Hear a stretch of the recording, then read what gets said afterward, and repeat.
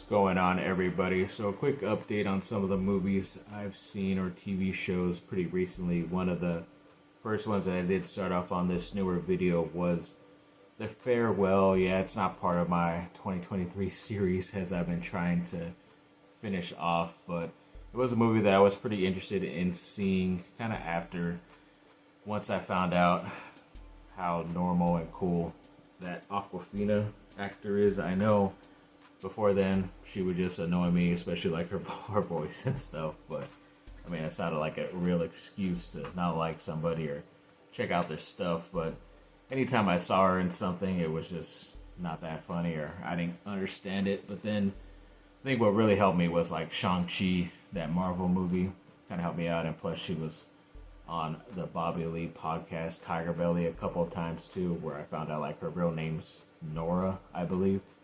But yeah, other than that, was able to get through this one, and obviously I kind of had forgotten that it's pretty much, that's why it's called The Farewell, because apparently in Chinese culture, if somebody has cancer or something, like a pretty bad illness, they don't end up even telling the older person when it comes to like your grandmother or grandfather, and in this case it was a grandmother, and it's even like the doctors themselves, they don't do that either, because according to them, what's better, them worrying about it and making it worse towards the end if it's like a couple months to live, or to try to act normal and live out your life. But even at that time, I think they had to like lie that say someone was getting married in the family to all have a reason to get together to kind of see her, what they thought would be the last time. So yeah, it's pretty big emotional type of movie here and there.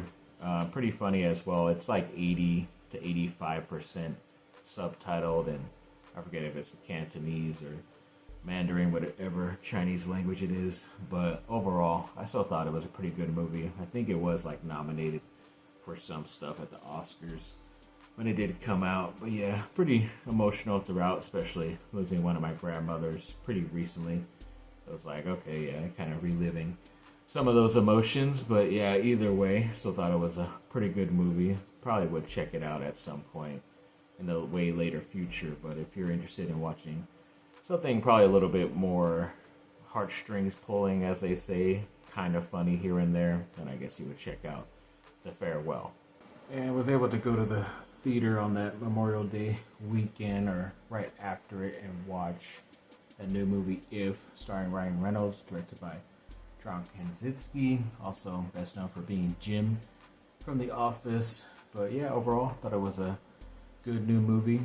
Definitely, I guess it's kind of more of a kid's movie, but not really. I still didn't feel weird being in there as an adult. Still thought it was a good overall movie in the end. Still enjoyed most of it. So yeah, definitely thought it was a nice flick. It's kind of based off of like if you had an imaginary friend while growing up as a child, and then you kind of lose touch with it just because you get older and life gets busier and all that stuff, and then those imaginary friends kind of just stay in a retirement home, and then there is somebody that works there that kind of helps get them into other people, whether it's newer kids that need imaginary friends or even sometimes other older people too.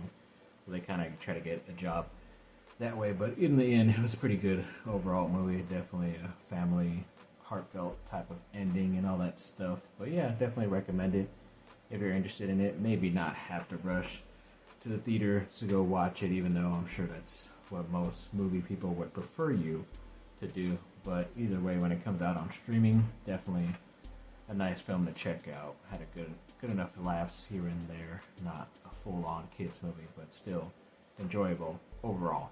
I was able to finally watch that How to Train Your Dragon animated movie. It's part of a series, so it's the first of 3 movies, and overall it's a pretty good family movie. Definitely a feel-good type of thing, and definitely a father and son type of movie as well, and especially about the son trying to find his own path and all that stuff, even though his father wants him to be a certain thing, because that's how those Vikings lived and all that stuff, but ends up basically training a dragon who were pretty much the mortal enemies of Vikings, according to this story. And yeah, overall, it's pretty good. I thought it was going to be a lot more cheesier than it is for a kids movie, but still a bit more better than that. I know it's DreamWorks, I believe. It's not Disney.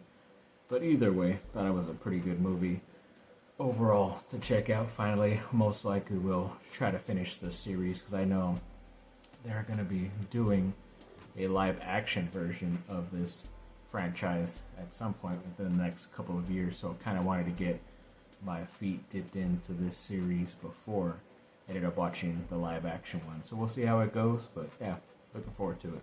And I also recently watched that Palm Springs movie that premiered on Hulu. I think it was around 2020, so obviously a crazy time if you got to it. You got to it. I obviously did not, but finally did. It's with Andy Samberg, so I think he co-wrote it with a bunch of his Lonely Island guys from SNL and all that stuff, but overall it's a pretty good comedy. It's kind of like a Groundhog's Day romantic mystery type of comedy. It's good and funny and interesting in the end because you kind of wonder why this guy is able to do all this stuff at one point. Then you realize that he's kind of stuck in a loophole over and over. Doesn't know exactly why, but then he ends up bringing one of the other guests at this wedding, a girl, and then she ends up getting caught up in the loop, and then someone else does as well at some point. So they just keep redoing it over and over. But I guess the moral of the story was to try to deal with your demons because everybody else kind of in the movie, at least the main characters, kind of had or did something bad to be involved in that loop of reliving the same day over and over again, and for a specific reason. Obviously don't want to get into it because it is a little bit of a spoiler, but overall I thought it was a pretty good movie. Once you kind of figure out that you're just going to keep redoing it over and over again, you kind of get used to it and like the ideas, some of the funny stuff that they were able to do, a different take here and there. It kind of reminds you of that action movie with Tom Cruise, Edge of Tomorrow, but obviously more in a comedy sense, but has some good heartfelt moments here and there. Definitely that more romantic type of deal when it comes to like one of those romantic comedies, but still a pretty serious film in certain parts, so you're not dealt with that full on girly type of romantic comedy. But either way, still a pretty good movie. Probably won't watch it again because I know what ends up happening, but definitely an interesting watch if you're looking for something good to watch. And over the past couple of days, I was able to complete that Amazon Prime / BBC series called The Outlaws. I know a couple of years ago they had the first 2 seasons, and then I didn't even know this. Season 3 was coming out, so it was a nice surprise last week that it came out, so I was able to get through that pretty quickly. But it's a show by Stephen Merchant, who you know, who worked with Ricky Gervais on the original Office and has done a lot of his own stuff, whether it's series and movies and stuff, always a comedy. But this one was more a bit of like a crime mystery thriller, but with a lot of comedy thrown in there as well. But overall, thought it was good.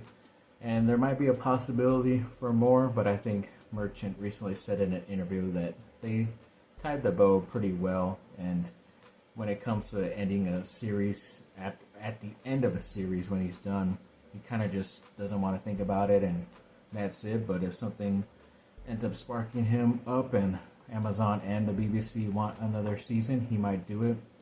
And they're pretty easy seasons because it's just pretty much like a 5-hour long movie, because all episodes are about 59 minutes, and this last season only had 5 episodes, and I think the season prior was only like 5 or 6. But yeah, either way, they're still pretty easy to do, probably, in my opinion. But yeah, a lot of unknown people except for Merchant, who you would know in the comedy world, and then also like Christopher Walken was a main actor in the first couple of seasons, but I don't think he was in this last one as much because he was working on those Dune movies. But yeah, either way, good overall cast. They're all funny and really good, serious, dramatic actors in there as well, because it definitely dives into that crime and mystery thriller aspect of it too, more than just the comedy. But yeah, overall, thought it was good, like I said. And yeah, they definitely get into trouble here and there. I kind of don't want to spoil like what ends up happening through each season, but they basically are set to be in community service because of stuff they did prior, little petty crimes and stuff, but then they end up getting involved in some other stuff, whether it's like crime lords or drug lords and all that stuff in the next couple of seasons, and even in the third one as well. So either way, it's still pretty cool, fun way that they try to get in and out of all these crazy things. So if you're looking for a pretty interesting type of series that it's pretty quick to get through, there's not that many episodes, but it's also like the crime, drama, mystery, thriller, and comedy type of series, then I definitely think you should give it a go because it's pretty good in my opinion. So yeah, thank you. And John Turteltaub, the director, recently said that the script for National Treasure 3 is being written as of last week, I think it was, and it looks like Nicolas Cage is going to be returning 100%, so that's always really good to hear. I know they did a Disney Plus series a couple years ago, like right after the pandemic started, and it was okay. They kind of had elements like Harvey Keitel was in there, a couple of actors were in there from the movies, but overall it was just a bunch of new cast, a lot of young people, because they not like kids young, but at least like right beginning of college young, and they try to probably get that franchise going for quite a bit. But either way, it was still an okay story that kind of delved into what National Treasure was. But either way, I think the movies are probably going to be better, especially hoping that this third one can complete a trilogy. I know that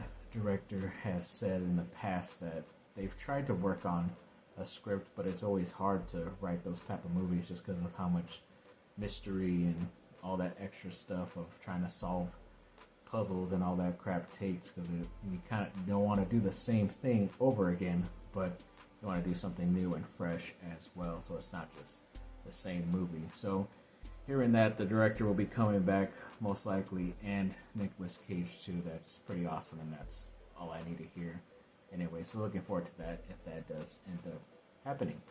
Thanks for watching, people. Like and subscribe, comment down below, let me know what y'all think. Have a great rest of your day. Bye.